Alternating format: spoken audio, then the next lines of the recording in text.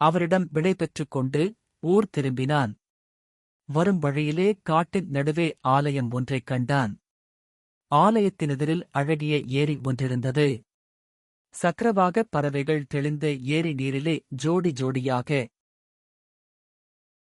நீந்திக் கொண்டிருந்தன. தாமரைப் பூக்கள் காற்றிலே அசைந்து ஆடுவது அங்கு வருவோரை வரவேற்பது போலிருந்தது. அந்த ஏரியிலே அனர்கலன் மற்றொரு அதிசயத்தையும் கண்டான். ஏரியின் ஒரு பகுதி சடசட தண்ணீர் உடையதாக இருந்தது. அஸ்தமித்துவிடவே அவன் இரவை அந்த ஏரிக்கரையிலேயே கழிக்கத் தீர்மானித்தான். உலகமெல்லாம் உறக்கத்தில் ஆழ்ந்திருக்கும் அவ்வேளையில் சூடான தண்ணீர் உள்ள பகுதியிலிருந்து 8 தேவமாதர்கள் வெளியே வந்தனர்.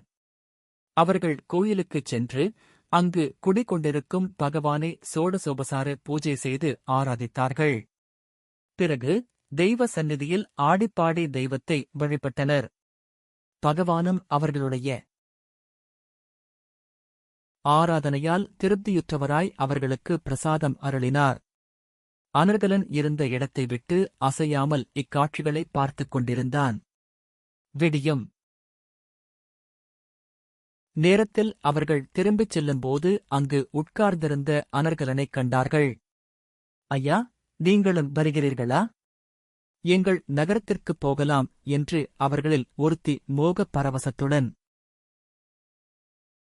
அவனை அழைத்தாள்.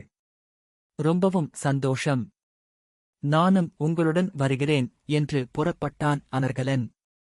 அவர்கள் நீரினுள் மூழ்கி மறைந்தனர். அவர்களுடன் வந்த மந்திரிகுமாரனோ தண்ணீரில் இறங்கவில்லை. பயந்து நின்றுவிட்டான். அதற்குப் பிறகு அவன் அங்கு நிற்கவில்லை. தன்னுடைய ஊருக்குத் திரும்பி பெற்றோர்களைக் கண்டு சேவித்தான். உறவினர்களையும் நண்பர்களையும் சந்தித்துதான் சௌக்கியமாக ஊர் திரும்பியதை அறிவித்தான்.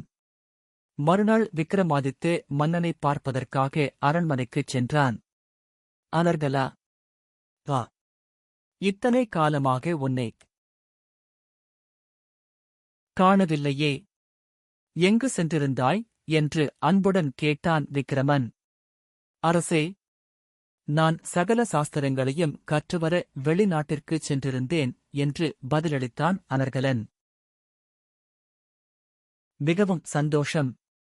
வெளிநாட்டிலே நீ கண்ட ஆச்சரியகரமான செய்திகளைச் சொல்லு.